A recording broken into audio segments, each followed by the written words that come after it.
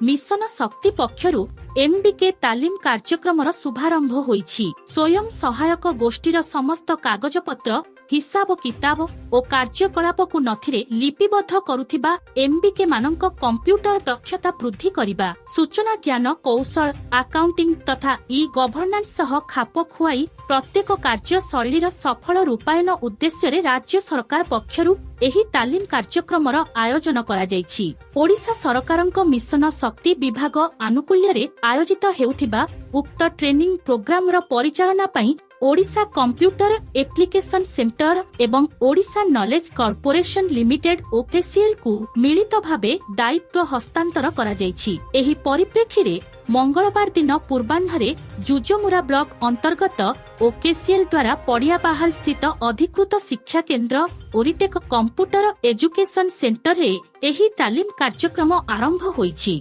एथिरे मुख्य अतिथि भावरे जुजमुरा ब्लॉक जोन 1 जिला परिषद सभ्या श्रीमती कविता साहू और डाक्टर राजाराम सबंगी जोग देइथिले। एही शिविर रे जुजुमुरा ब्लॉक र समस्त एमबीके माने उपस्थित रही तालीम ग्रहण करुछंती। संस्थार निर्देशक सुजीत कुमार बेहेरा सह निर्देशक दिलेश्वर मिर्धा, वरिष्ठ शिक्षक दिनेश नाग, कनिष्ठ कंप्यूटर शिक्षयत्री प्रभाती मगर प्रमुख तालीम कार्यक्रम को परिचालना करिछंती।